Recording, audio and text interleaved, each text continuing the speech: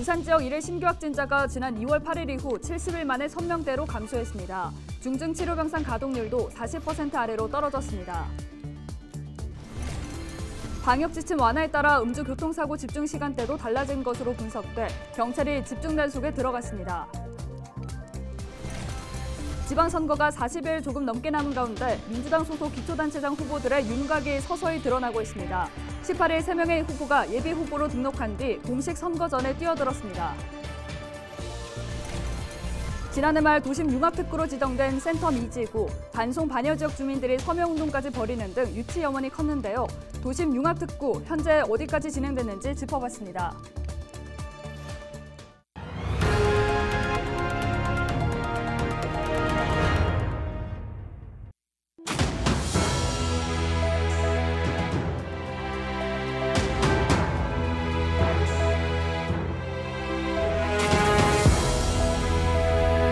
여러분 안녕하십니까? 헬로TV 부산 뉴스입니다.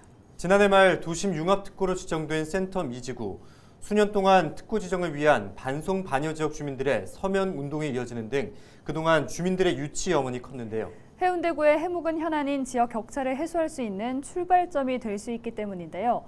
도심 융합특구 현재 어디까지 진행됐는지 차선영 기자가 보도합니다.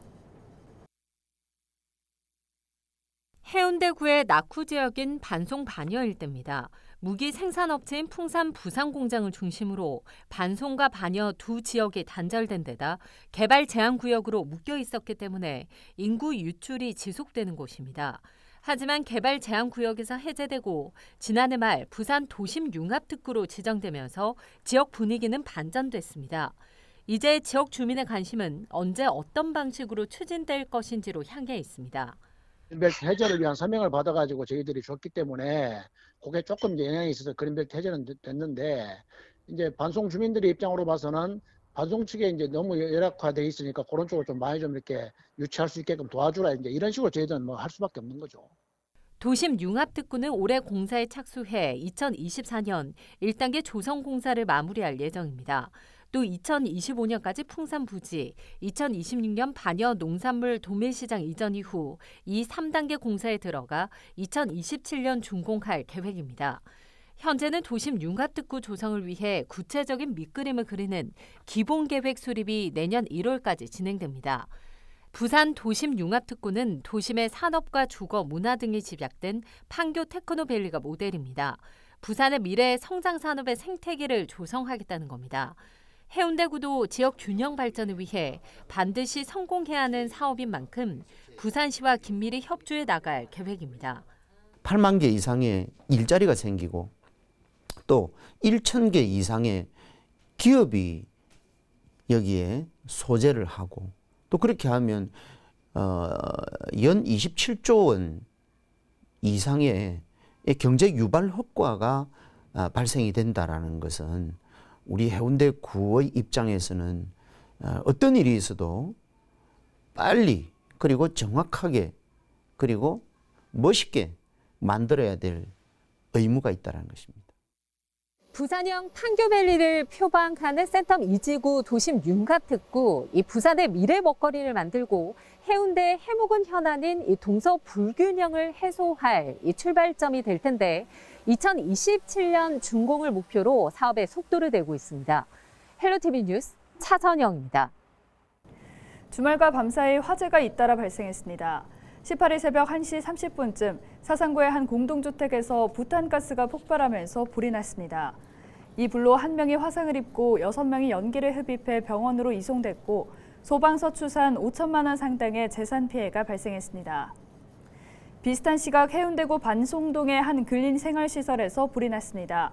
이 불로 집기류 등이 불에 타 소방서 추산 900만 원 상당의 재산 피해가 발생했습니다. 이보다 앞선 지난 16일 기장군의 한 컨테이너에서 화재가 발생했습니다. 불은 컨테이너와 공구 등을 태워 소방서 추산 200만 원 상당의 재산 피해가 발생했습니다. 또 지난 17일 새벽 3시 30분쯤에는 해운대의 한 애완견 목줄 제조 공장에서 불이 났습니다.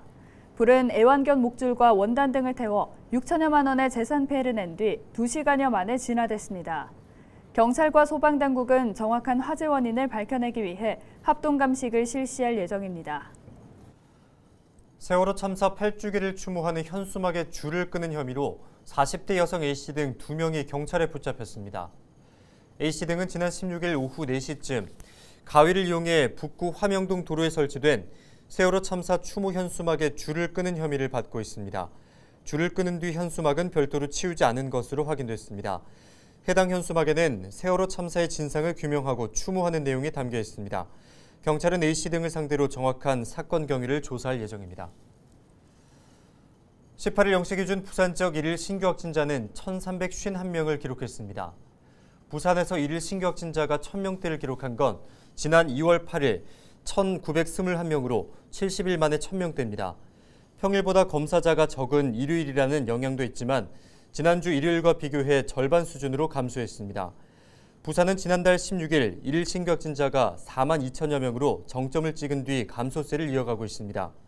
위중증 환자도 42명으로 줄면서 중증 치료 병상 가동률도 37%대로 떨어졌습니다. 17일 기저질환이 있는 60대에서 80대 확진자 5명이 숨져 누적 사망자는 1,835명으로 집계됐습니다.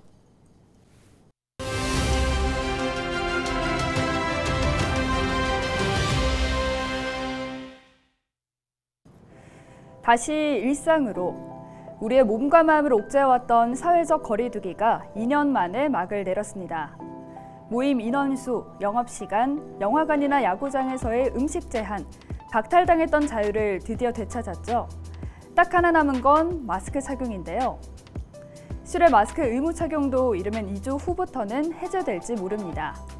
또 25일부터는 코로나19가 2급 감염병으로 하향 조정될 텐데요. 한 달 후인 5월 말부터는 확진돼도 격리하지 않은 채 일상 속 치료가 원칙이 될 것으로 보입니다. 이 얘기는 직장인의 유급휴가나 재택치료 지원금 등이 없어질 수도 있다는 거죠. 게다가 검사비와 치료비 지원도 줄어들면 환자 개인의 부담이 커질 수 있기 때문에 형평성 논란도 제기되고 있습니다. 2년 만에 되찾은 자유를 제대로 누릴 수 있을지는 각자의 개인 방역에 달려있다는 지적이 나오는 이유겠죠. 지금까지 데일리 브리핑이었습니다.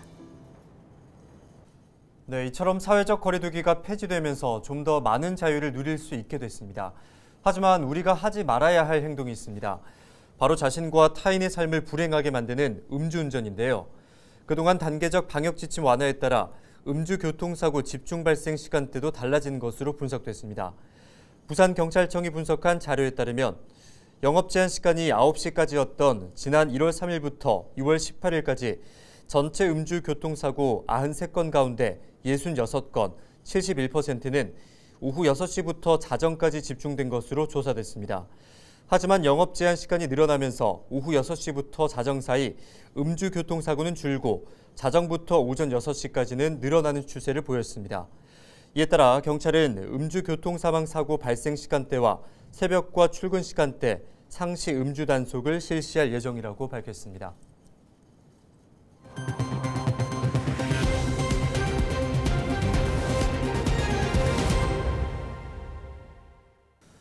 네, 요즘 날이 많이 따뜻해졌는데요. 모기를 비롯한 해충이 많아지는 계절이 점점 다가오고 있습니다. 이 해충은 각종 전염병을 전파하는 등 여러 피해를 주는데 해충이 본격적으로 많아지기 전에 지역 보건소가 방역 소독에 나서고 있습니다. 박인배 기자의 보도입니다. 각종 벌레의 유충이 서식하는 정화조에 구제 약품을 살포합니다. 숲풀 사이에는 해충이 살충제에 오래 접촉하는 이른바 잔류 분무 소독을 합니다. 곧 다가오는 여름철 해충의 번식을 막기 위해 지역 보건소가 나섰습니다.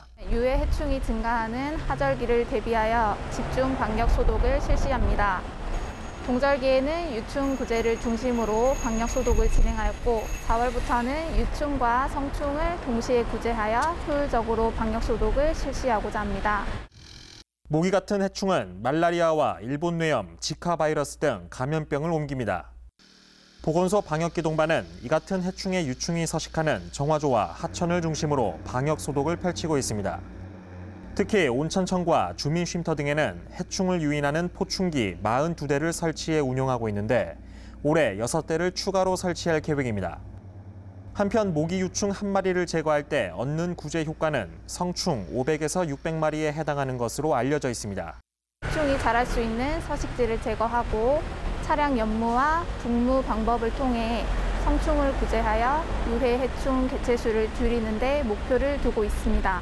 모기 등으로부터 일본 뇌염, 말라리아 등 감염병을 예방하고 구민들에게 쾌적한 환경을 제공하여 따뜻해지는 날씨, 해충 피해를 줄이기 위해 주변 환경을 살펴보고 미리 대처하는 노력도 필요하겠습니다. HCN 뉴스 박임혜입니다. 수영구의 좌수영성 일대에 진행되고 있는 도시재생 사업의 일환으로 특화 경관거리가 조성되고 있습니다. 다음 달 마무리된다는데요. 김석진 기자가 그곳을 먼저 가봤습니다. 수영 팔도시장 옆 사적공원터입니다. 수영성 옛 성벽 위에 새로운 성벽이 만들어졌습니다. 한켠에는 흙으로 빚은 인형인 토우도 보입니다. 성을 지키기 위해 창과 활, 그리고 돌을 든 백성들의 모습입니다. 임진왜란 당시 수영성에서 왜군과 맞서 싸운 25의용사가 토우로 탄생했습니다. 수영구가 도시재생 뉴딜 사업의 하나로 좌수영성 특화 경관거리를 조성한 겁니다. 임진왜란 당시 목숨을 걸고 수영성을 지키는 25의용의 모습을 토우로 형상화하여 25분의 존함을 기억하고 그분들이 품었던 높은 뜻을 이어받고자 과거와 현재가 공존하는 역사 탐방길을 조성하였습니다. 25의용사는 7년간 외적의 항거에 유격전을 벌이다 전사한 수병과 성민들입니다. 후대에 이들의 행적을 기리기 위해 의용사로 칭하고 지금의 사적공원에 의용단을 마련했습니다. 25의용단은 부산시 기념물로 지정돼 있으며 지금도 매년 음력 9월에 이곳에서 추모제를 지내고 있습니다. 수영구는 300m 길이의 성벽을 세우고 25의용사들의 토우를 망미 골목에서 수영 성길을 따라 7곳에 설치했습니다. 그리고 의용사들의 충절의 뜻을 기리고자 토우마다 실제 이름을 부여했습니다. 그리고 옛 남문터 성벽 앞에는 어울 주방도 지을 계획입니다. 좌수영성 특화 경관거리 조성 사업은 다음 달 준공 예정입니다. 그리고 지난 2019년부터 시작된 수영동 도시재생 뉴딜 사업도 올 연말 마무리 짓습니다. BTV 뉴스 김석진입니다.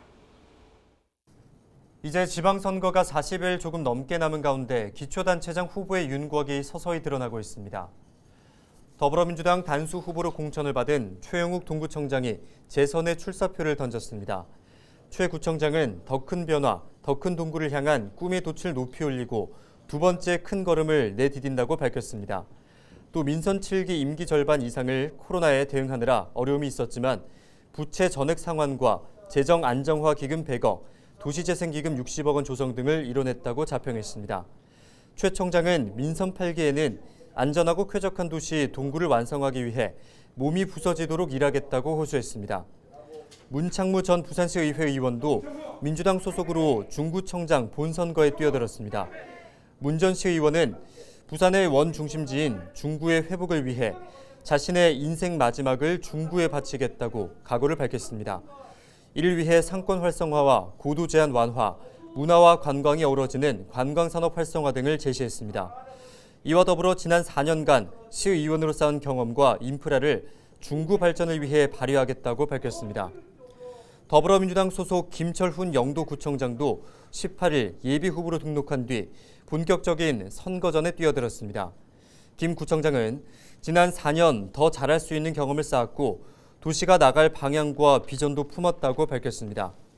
또 매니페스토 공약 이행 3년 연속 최우수 등급 획득과 정부 혁신 과제 평가 4차례 우수기관 선정 등을 주요 성과로 꼽았습니다.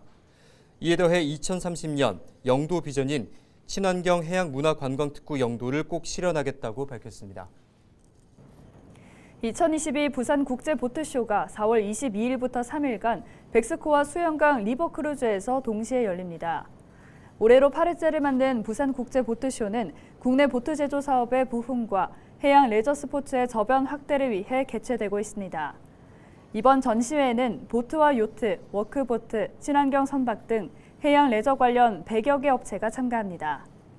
시는 이번 부산국제보트쇼를 통해 해양 레저의 최신 제품과 신기술을 한자리에서 만날 수 있는 기회라고 밝혔습니다.